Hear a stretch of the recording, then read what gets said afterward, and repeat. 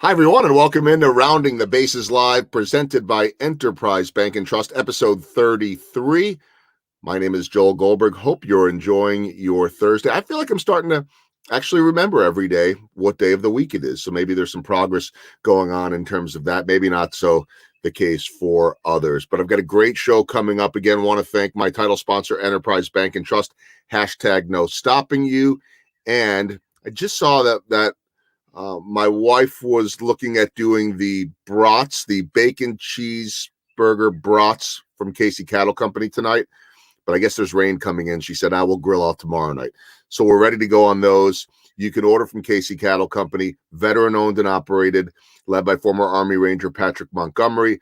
They're up in Weston, Missouri. They deliver to all 50 states. So check them out. They're great people. And that Wagyu beef is ridiculously good. You could also see them on Instagram and all of their social media. They've got a lot going on. Awesome people that have served our country so well and now feeding so many of us around the United States. And speaking of military, thanks once again to my guest, medically retired Staff Sergeant Zeke Crozier, for his inspiration yesterday. Encourage you to get out there and check out episode 32. And as always, if you'll share these with your network, let's keep getting these messages out there, these stories, these pieces of advice and inspiration that can help others during this time. I said on my LinkedIn post today promoting this, that outside of a Rex Hudler or a Salvador Perez, or alongside of them, one of the most positive, energetic guys that I know is Josh Levin. I mean this with the ultimate compliment. If you watch Royals baseball, you know that Rex Hudler, there's no matching his energy. Salvador Perez is the same way. But in the business world, and one of the guys that I've had a chance to meet over the last year is Josh Levin. He is the founder and owner of Empowered Electric here in Kansas City. He joins me right now. I know he's going to bring the positivity because that's who he is. I feel like now I'm talking about you and you're right there. So Josh, what's going on? No, I appreciate it. Thanks for having me on the show. I didn't realize it was episode 33. That's perfect. That was my high school football number. So nice. Perfect for me. I was not a star. We did win the state championship, but it was because I was on a bench filled with amazing players. So I know how to, be on the sidelines. Well, you know what? I say it all the time. Everybody has a role. You have a different role now in leading this company, and one that really gets it right, understands people. I know that you were a guest on my weekly podcast. I'm not sure if anybody's differentiating between the two. One comes out on Mondays. It's weekly. It's audio. The other one now, amidst this pandemic, and I think going on is a daily video chat. A little bit more about the moment, about leadership today, about pushing through these tough times, which I know you'll have a lot of insight on that. But for those that don't know your story, let's go back and talk about the Josh Levin that was growing up in Chicago and really what you learned from some of your trials, tribulations, influences that got you to where you're at today. Yeah. So I was born. What's funny is we're all born statistics of some sort. I was born the statistic that had a teenage mother, that had parents that dropped out of high school, that had multiple houses constantly moving due to eviction. I think I went to something like 23 schools, 23 to, a lot before I had entered high school. So scarcity, fear, day to day, these were things that were kind of very much so ingrained in my childhood, in my young, teenage years. So whenever things are going crazy right now in the business world, it kind of feels weirdly like childhood.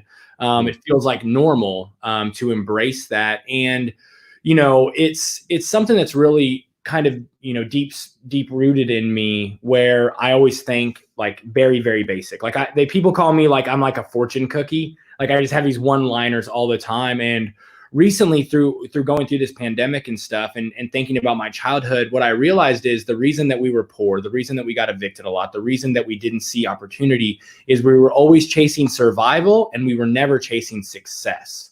And what I mean by that is survival says, I'll take any job that's available.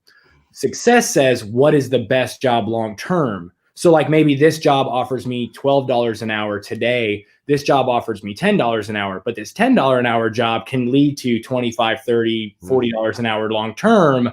if I think just survival and day to day, I'm going to take this opportunity, even though in the long run, it doesn't benefit me. And I saw that happen a lot in my childhood. And it's just been something through this pandemic and through trying to survive. People don't realize they're setting themselves up for long-term failure rather than success. So a matter of that survival. And by the way, we do all have to survive, but if that becomes your mentality, that's who you become. And then essentially you limit your growth opportunity or your willingness to get better. Absolutely. And so that's been one thing, it's been fun for me. Like I've been on this rampage in 2020 and 2020. Here's what I want to say to everyone right now. Everyone that was hashtagging on the December 31st and January 1st, 2nd, 3rd, 4th, whatever, that 2020 is my year, 2020 vision. This is my time. It's still your time. Like, it doesn't matter like what has happened. This is still your year to be the best mentally, the best physically, the best spiritually, the best business. Like this is still your year. To think that it's like someone that rewatching the Chiefs Super Bowl game, we're down by 10. There's 6 minutes and 50 seconds left in the game.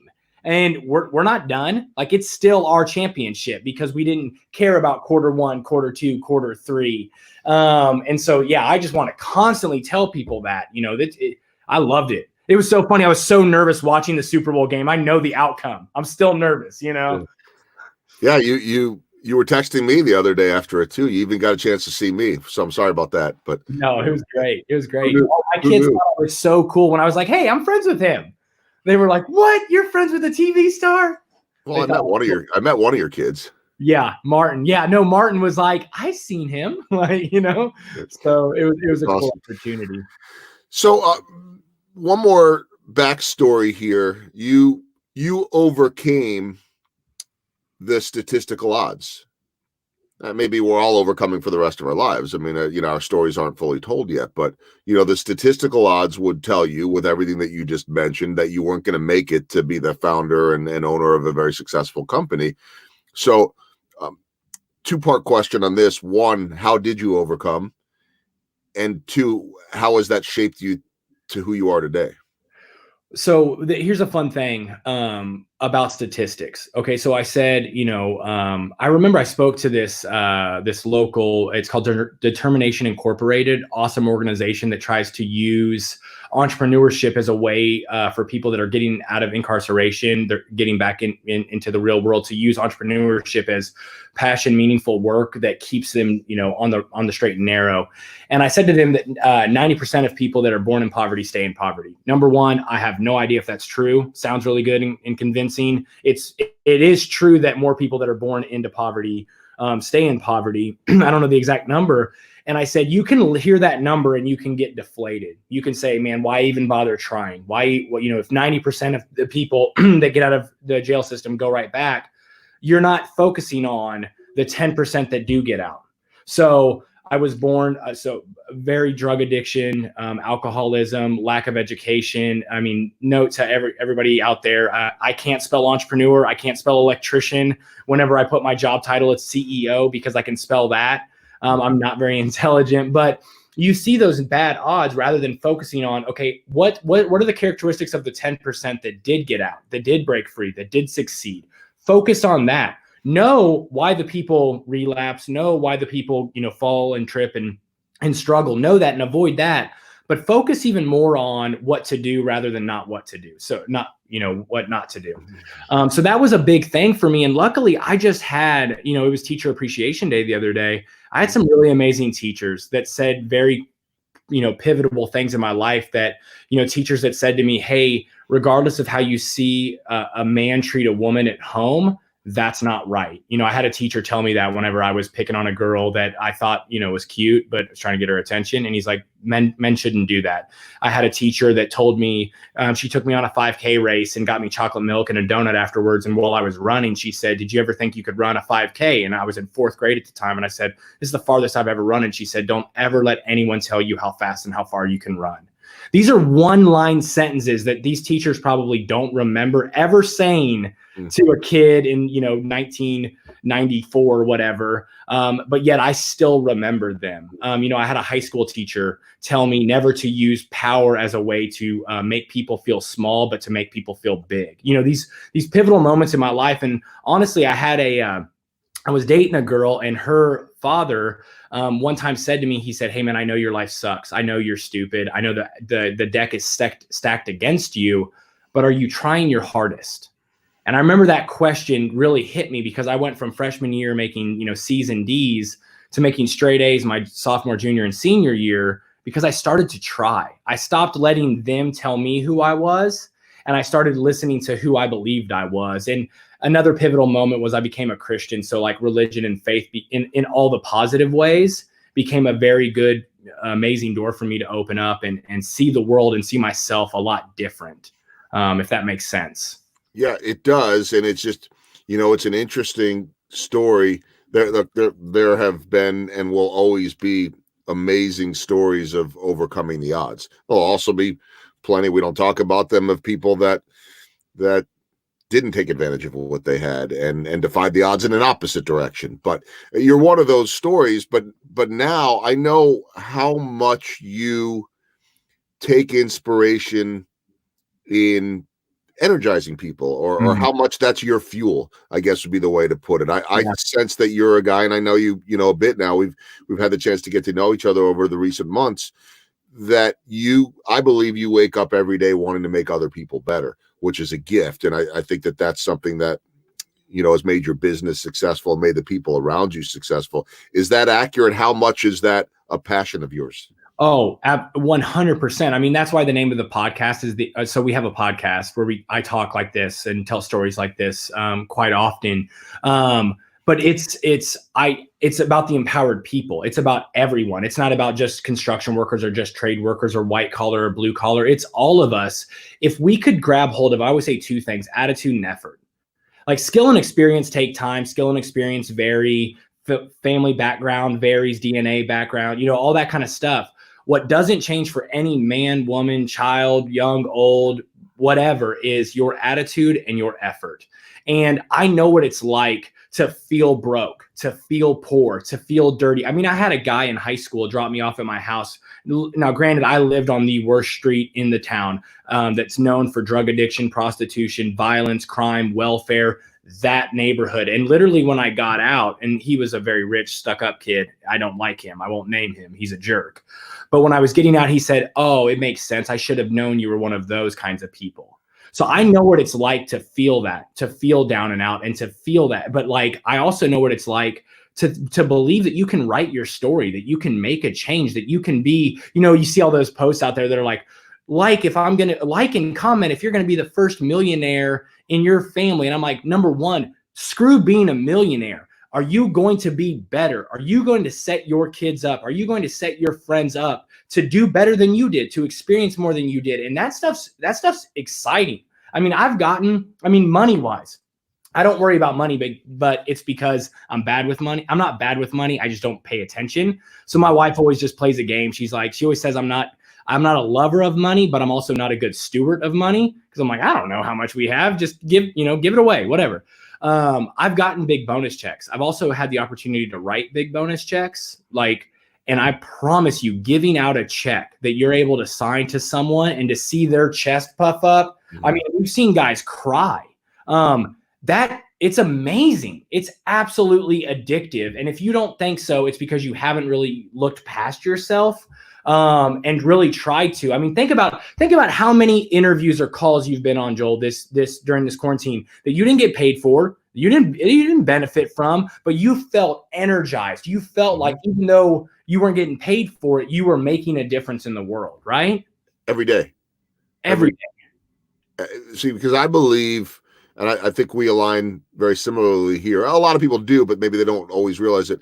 I believe in the power of storytelling. I believe that is something, like right now, I'm for the most part not making money, and that'll come back when baseball starts. I'm not going to complain about that. Everybody's going through stuff right now. So what makes me different than anyone else? And by the way, everybody's going through stuff. It may or may not be money related. It may or may not be job related. It might be family related.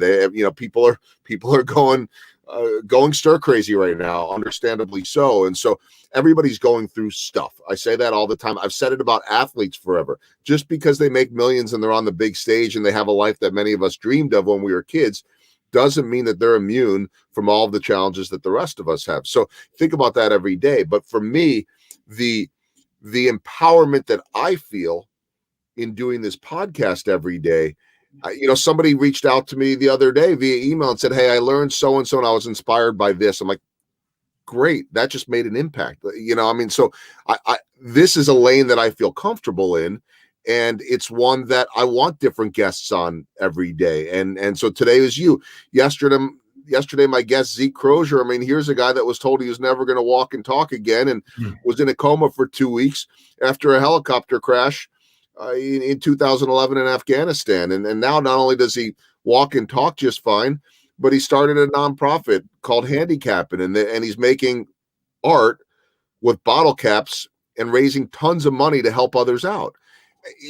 There are stories like that every single day. So it's in the same way that you feel like giving that bonus check. It feels really good to put this out there and think, if one person hears this interview today that can take inspiration or do something that'll help themselves better from Josh Levin, then I and you have done at least some form of contribution. Yeah, absolutely. And I also, I mean, here's the thing, and you can push against this. But I'm always about, how it says like you're the average of the 5 people that you're closest to. I try to put myself around winners. And what I mean by that is positive people. It could be an Instagram account. It could be a YouTube thing. It could be whatever it is. And I love Tony Robbins. And I know that he came under some scrutiny and some fire. And, I'm not saying he's a perfect person, but putting yourself around people that are trying to get you to believe better of yourself. And he says this phrase, I used to always say to the Juvie Hall kids when I spoke at this Juvie Hall for 7 years, that your past doesn't dictate your future. And I knew that I was onto something when I heard Tony Robbins say that most people live like their biography is their destiny. And it means that your past, is dictating your future. And I was like, man, if I say something that's close to Tony Robbins, I know I got to be on the right path. And, what's funny is, so when I talk about that 4th grade teacher, right? So that 4th grade teacher, let's say I was 10, okay, or something like that, right?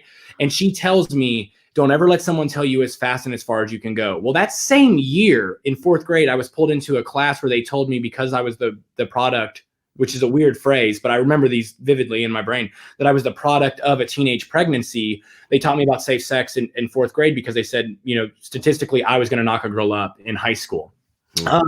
So I heard a negative thing and I heard a positive thing.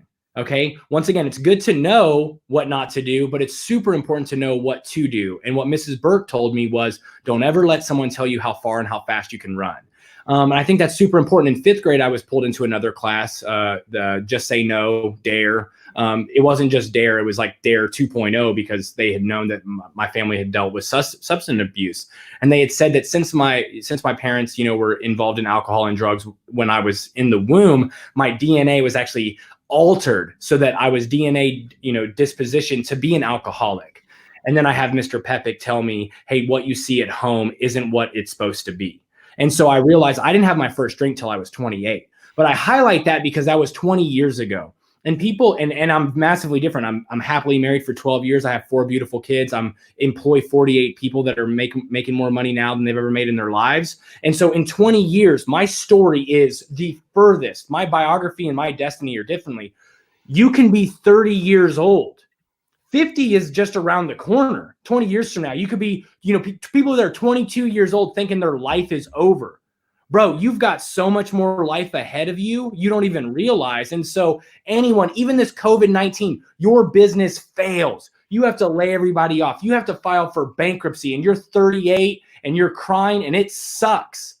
Dude, 58's just around the corner. In 20 years, you don't know where you could be if you have a great positive attitude and you're willing to put in the effort, man. It is, you know what I mean? It just fires me up. Yeah. I'm so energized right now by what's going on. And I'm not going to sit there and say that the first 2 or 3 days I was sulking.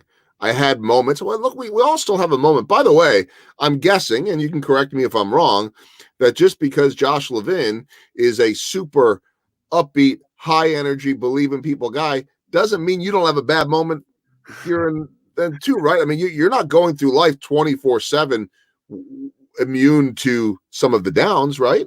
Correct. And that was one thing I wanted to say about putting myself around positive people. I also listen to a lot of positive music. I have dealt with depression my entire life, so that's a reality. I'm talking severe depression. I'm talking depression whenever you wake up in the morning and it's sunshiny outside, and yet you feel this gray cloud and like an elephant's on your chest, and you don't even know if you can put your damn pants on. Like, I mean, it's been a struggle. I mean, I contemplated suicide many occasions in high school, thinking, what's even the point of continuing on? So I know what that darkness feels like for sure. I am anti-depressing music. Anyone that still deals with depression or anxiety or stress, monitor what kind of music you listen to. And most people, this is, anyone can disagree, but every time I say that, somebody goes, "Oh, well, these sad songs they make me feel like they can relate to me, and I feel like I'm not alone," and all this kind of stuff. And I think, if I'm an alcoholic, I'm not going to a bar. I understand that they know what I feel like, they can relate to me, but it's a trouble thing. And so if you're dealing with anxiety and stress and depression right now, don't be watching sad stuff. Watch the Tiger King and that goofy crap. Watch The Office for 7 times in a row. Like, make yourself laugh, make yourself feel positive and upbeat. I mean, I think that's Tony Robbins says, like, change your physiology, change your emotion, or something like that. He's like, that's why at his concerts, like, he'll get up and jump and clap and stuff. Because if you're feeling down, well, have you been sitting for 3 hours? Like, stand up and do some jumping jacks. Go, grab some coffee. Do something. Put yourself in motion. And dude, I deal with depression and anxiety all the time. And I think we had talked about this a little before. I don't know if you remember that Ethan Allen building that collapsed in downtown Liberty. It was a historic building, downtown Liberty, Missouri. It had been there for like 160 years, and one day it collapsed. Now, thankfully, it was the most ridiculous situation where the framers had pulled off that day to go. It was May 3rd, I believe. It was May 3rd at 9:00. Well, that morning, the framers had pulled off to go work at a different job site. The roofers weren't there because the curbs weren't installed.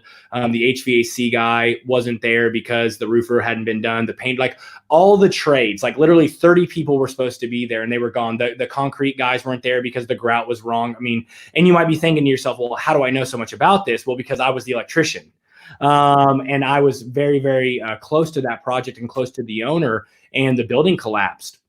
And so that was one of our very first projects at Empowered Electric. And so for 4 years, I dealt with this impending gloom, or whatever that word is, impending gloom of impending, I think, in that case. Yeah. What if this lawsuit falls all on me? What if I go bankrupt? What if I get a call today from the lawyer that says, verdict's in, it's all your fault, you're over? And I understand some of you are going, well, how is an electrician involved in the collapse of a building? Exactly. Like, my feelings weren't always rational. My fears weren't always logical. I mean, the lawyer would literally tell me, hey, there's a 99.999% chance everything's fine. And I would go like Dumb and Dumber style, like, so you're saying there's a chance I'm not okay? And it was rough. And, for 4 years, I dealt with that on a weekly basis, but I had to sell jobs. I had to hire people. I had to discipline people and promote people. And I had to run this company as best as I knew how in the midst of uncertainty. And I think a lot of times right now, people, what's that Frozen quote from Frozen 2, do the next right thing? A lot of people right now are going, well, how is this going to affect my business, way down the road? And it's like, well, do what you know now. Do the next right thing. And if the next right thing is a Zoom meeting, do that. If it's a networking event, do that. If it's, going through all these restaurants that are closed down, dude, their inventory and their stock and their basements. I know the Rock Hill Grill, not to put them on blast. I love them. It's my favorite restaurant in Kansas City, but they had been putting off doing a lot of renovations in their basement area, just like cleaning and epoxying the floors and stuff. Dude, their basement looks so spotless right now. It is like the cleanest thing ever because they had downtime and they were able to, hey, I know I've been putting this off for a long time, and now is an opportunity to do that. We all have that. We all have garages and attics that need cleaned, right? And so do the next right thing. I need some of those Rock Hill Grill tater tots right now. That would be really good. Gosh. Yeah. Yeah. Oh man, we actually did the Super Bowl parade at a private party at the Rock Hill Grill, and Zach Martin's a friend. So yes, I love the Rock Hill Grill and everything about it. So I'm right there with you on that. Actually, you and I did our other podcast right down the street from there at WeWork, whenever that was, probably back in February or January or November. I don't even remember. It's all blending together at this point. But I'm hearing everything that you're saying, and for me, it was like there were a couple days right away when the realization set in that baseball's not starting anytime soon. Initially, they said 2-week delay, and I'm like, it's not going to be 2 weeks. And I'm like, I'm not going to get paid. And again, part of me hesitates to say that because I'm not looking for sympathy. By the way, this is not a time for sympathy right now. It's a time for empathy. And it is a time right now, I believe, more than ever before, to have the ability to walk in someone else's shoes, which we should always try to do anyway. But I think it's easier to do that now than ever before because, like I said, everyone is going through this in some form or another. And so I found myself the first 2 or 3 days panicking. Like, the last baseball paycheck was the first week of October, and now suddenly it's supposed to come the first week of April, and it's not coming for a long time. And, in my world, no play, no pay. And so there were 2 or 3 days of those kind of, oh my God, moments. And then it was like, wait a minute, stop asking for people for help and go out there and help others. And one, that feels really good. I know it's easier said than done.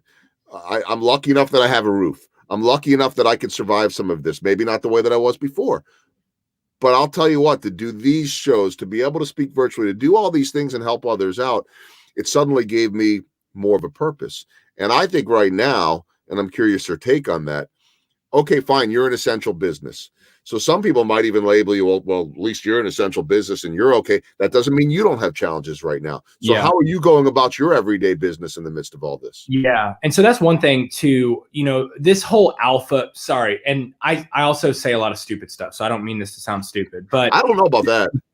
Well, I just mean, when I was going to say this alpha male, like every entrepreneur's like Gary V, just fearless and all that stuff. Right. And it's like, sometimes you win because you are lucky. What's that?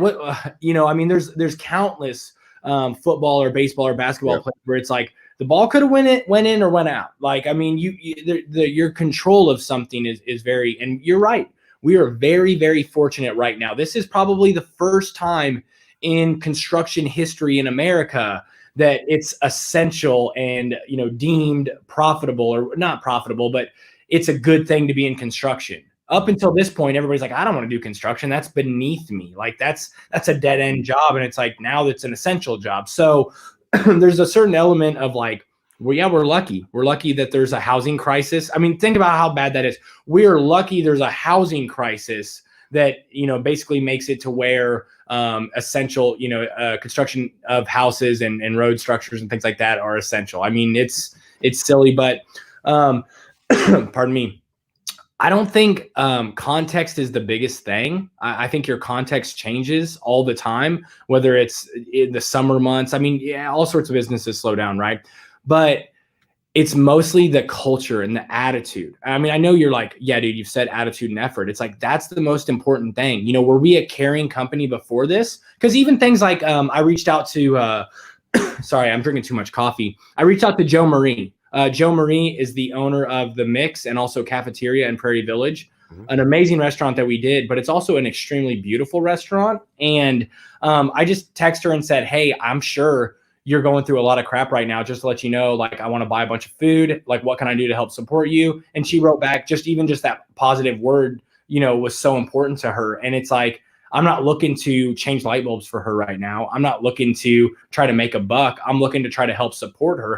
How can I have empathy for her? And like her business is struggling, and what can I do? And so, cause it's funny right now. I'm sure like your inbox right now is blowing up with people saying like, hey, we have this great service or product we'd love to sell to you. And I'm like, bro, you want to know how to get my attention? You direct message me on LinkedIn and say, hey, I listened to the Empowered People podcast. I hit you with the 5-star rating and wrote a review. Thanks.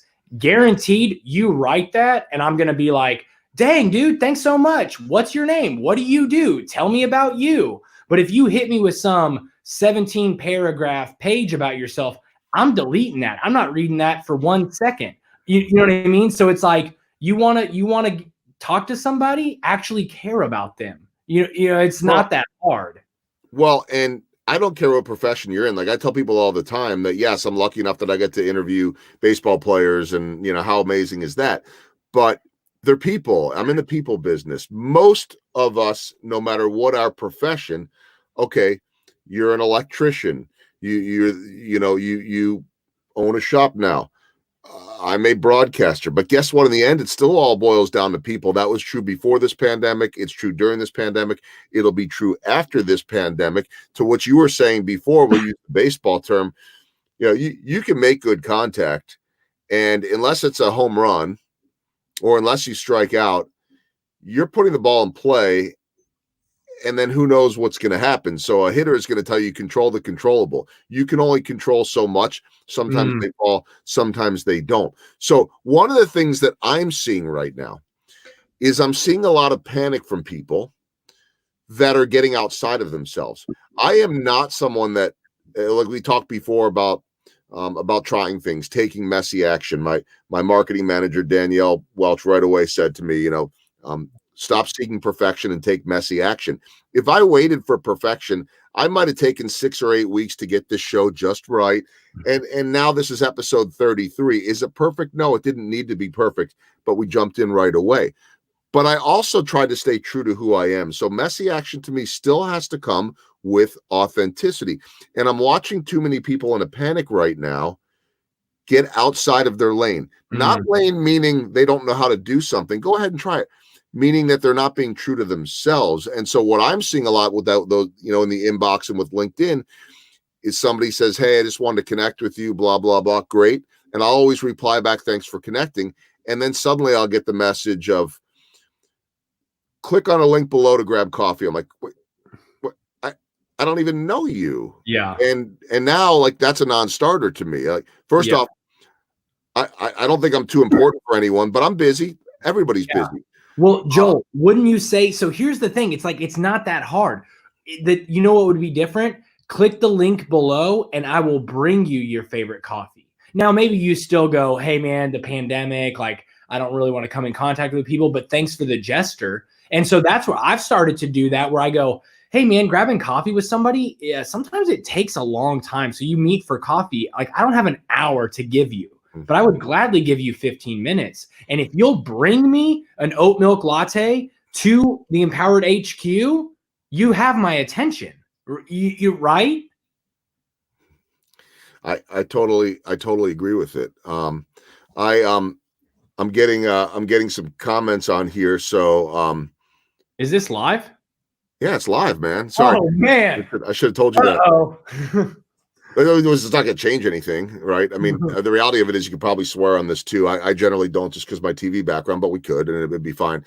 Schaefer Shoots. I did a couple basketball games with him when he was a kid in high school, and and up and coming, wanting to be a broadcaster. So he was actually at the Rock Hill Grill for that Super Bowl party. Oh wow! So and then our friend Erin Folk has been blowing up with messages, and she did put one out about you, but I'll put the one that she said about her about your wife. Much smarter. And then actually, and let's address this one right here. She said, are you talking about Scott Havens and I becoming sports reporters, Joel? No, I think what I would say to that, they've been doing their LinkedIn live show is be you. Like just go be you and take it seriously and go do broadcasts. Like this is awesome. What an opportunity that we all have right now to be able to do this. Like I'm not trying to be somebody else. I'm playing in lanes sometimes. On Tuesday, I moderated an event for the KC Tech Council, and the topic and the guest was the head of analytics data research for the Royals. They talked about a ton of stuff that was over my head.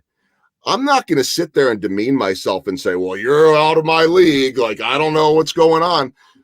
I'm also not going to act like a know-it-all. Like I'm Yeah. going to put it on a tee for them and allow them to answer their questions, and I'm going to take it seriously. But I'm also not going to sit there and say, well, I'm not an expert on this.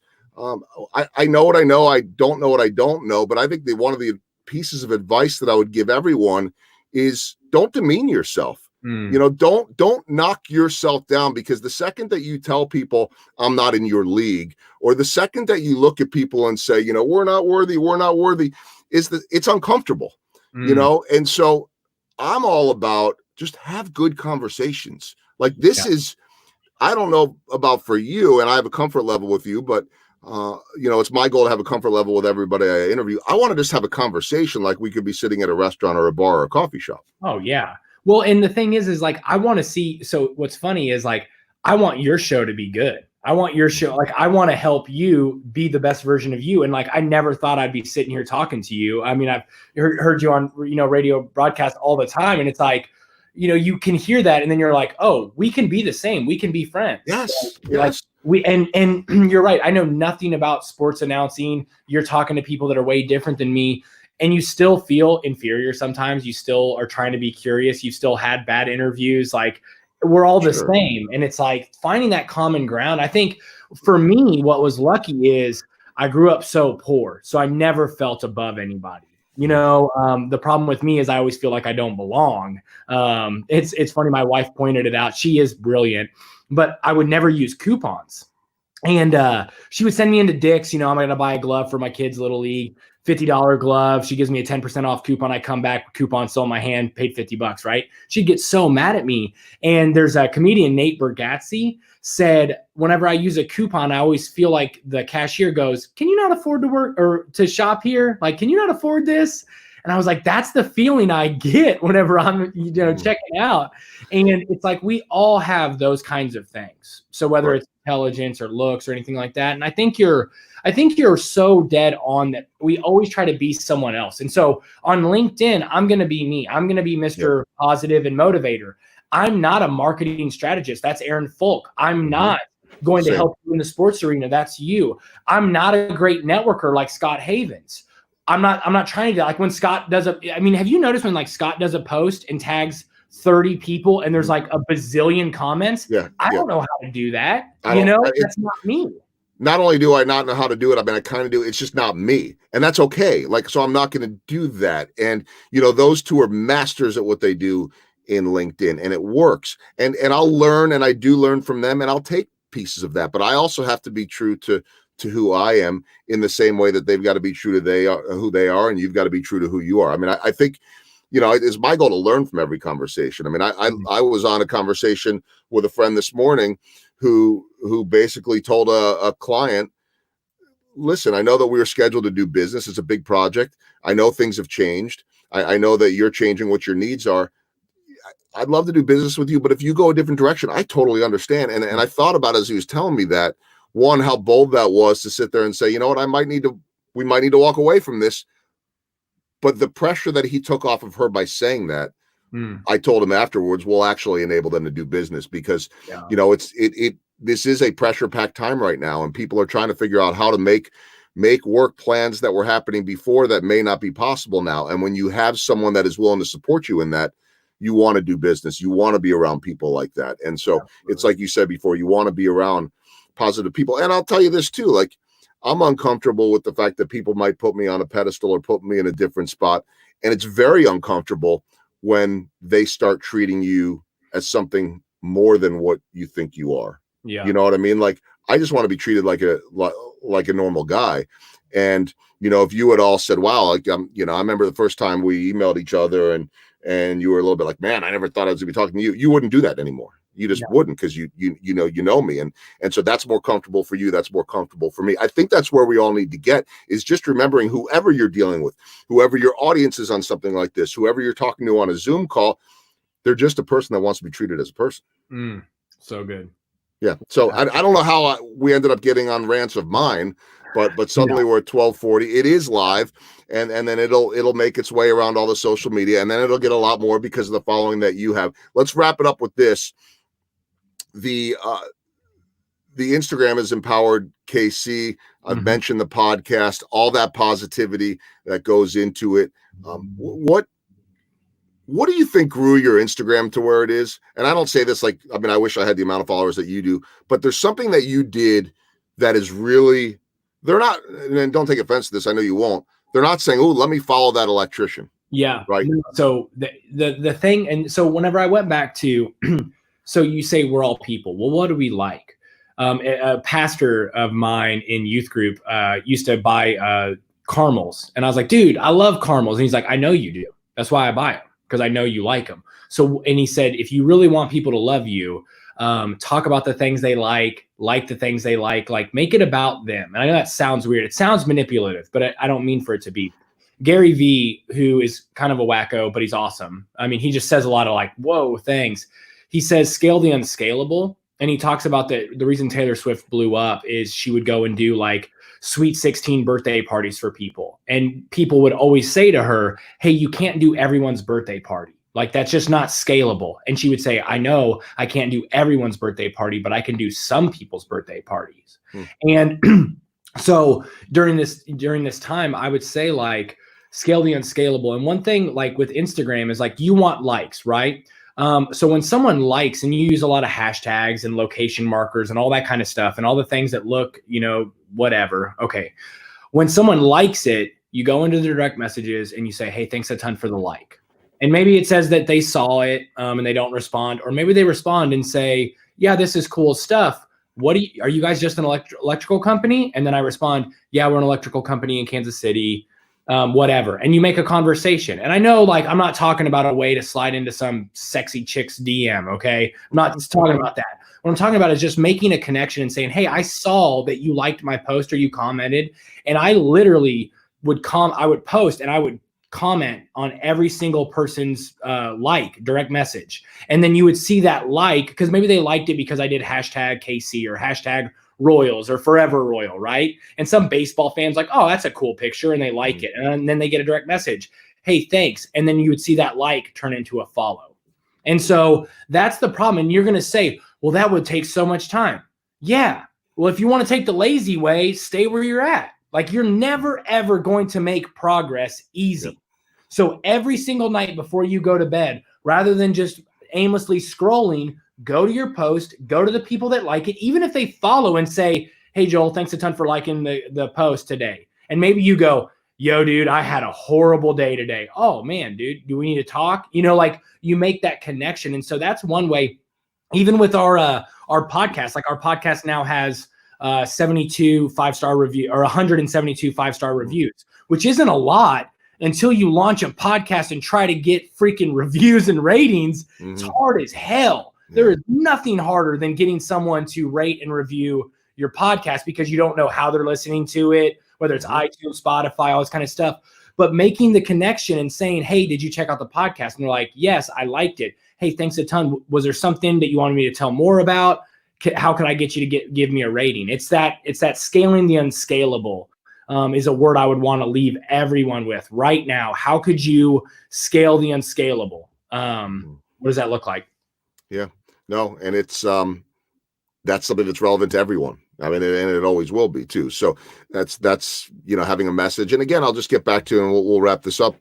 Just adding value. You've talked about that, adding value to others. I mean, I know that when I talk to an Erin Falk, I'm going to learn about LinkedIn and she's going to teach me things that I don't know. And so I value that.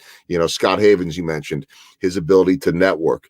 And by the way, all of those people have more than just that skill. But, when I talk to you, and I'm generally, this, a very positive person, an upbeat person anyway, but it'll still be that little reminder to me, wait a minute, I can do better. I can go further with this. And so I think that's how you help people. You share your strengths with them.